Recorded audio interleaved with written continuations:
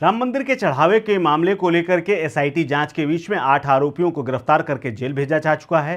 तमाम आरोपों के चलते 2 ट्रस्टियों यानी अनिल मिश्रा और चंपत राय ने इस्तीफा दे दिया है। और अब सबसे बड़ा सवाल यह है कि क्या श्री राम जन्मभूमि तीर्थ क्षेत्र ट्रस्ट के पुनर्गठन की संभावना बनने लगी है।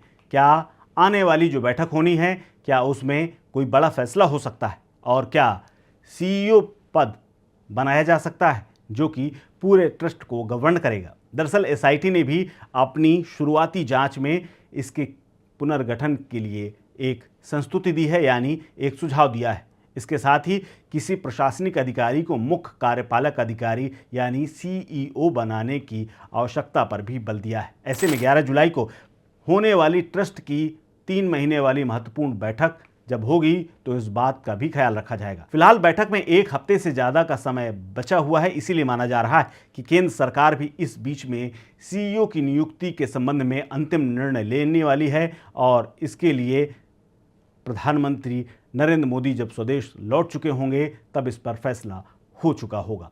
एसआईटी की मंगलवार को एक शुरुआती जांच रिपोर्ट के बाद गुरुवार को प्राथमिकी दर्ज हो गई थी। शुक्रवार को आरोपियों को जेल भेज दिया गया था।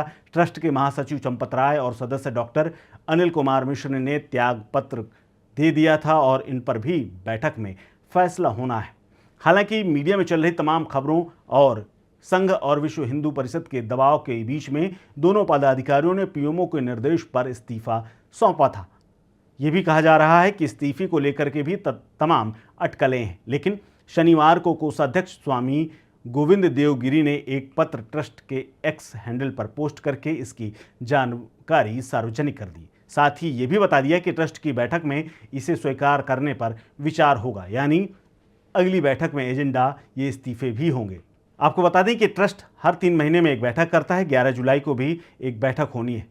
ट्रस्टी स्वामी विश्व प्रसन्ना तीर्थ का कहना है कि बैठक में ट्रस्टियों से चर्चा के बाद इस्तीफे पर निर्णय हो जाएगा। इसी बीच में ट्रस्ट में सीईओ की नियुक्ति पर भले ही अभी निर्णय ना हुआ हो, लेकिन इसके लिए चर्चाएं शुरू हो गई हैं। दरअसल इसमें किसी रिटायर्ड आईएएस अधिकारी को बैठाने की बात चल रही है। इसमें सबसे पहला नाम है राम मंदिर निर्माण समिति के अध्यक्ष नृपेंद्र मिश्र का नाम, जो कि पहले से चल रहा है। इसके अलावा एक रिटायर्ड आईएएस अधिकारी योगेश्वरम राम मिश्र का भी नाम लिया जा रहा है। योगेश्वरम राम प्रयागराज के मूल निवासी हैं और 2005 बैच के आईएएस अधिकारी रहे हैं। बीच में वो अयोध्या के जिला अधिकारी भी रहे हैं और वर्तमान में यूपी राज्य सेवा आयोग अधिकरण के प्रशासनिक सदस्य के रूप में तैनात हैं। वो 2 महीने के लिए ही सही, लेकिन जनवरी 2016 से मार्च 2016 तक अयोध्या के जिलाधिकारी भी रहे हैं।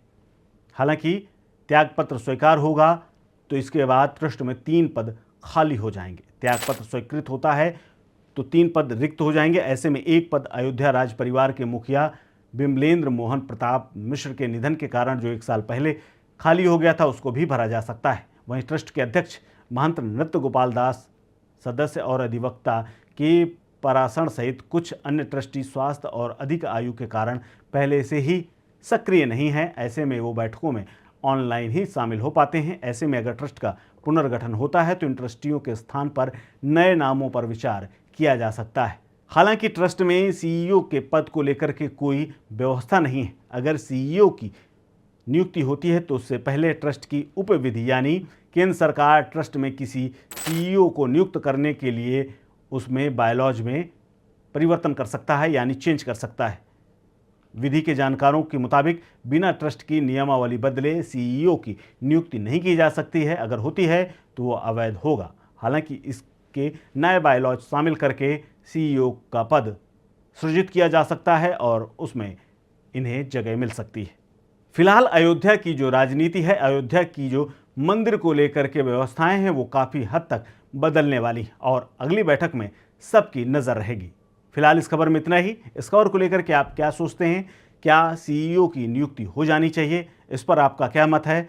हमें कमेंट बॉक्स में कमेंट करके ज़रूर बताइए। इस खबर में इतना ही। आप देखते रहिए स्टेट मिरर।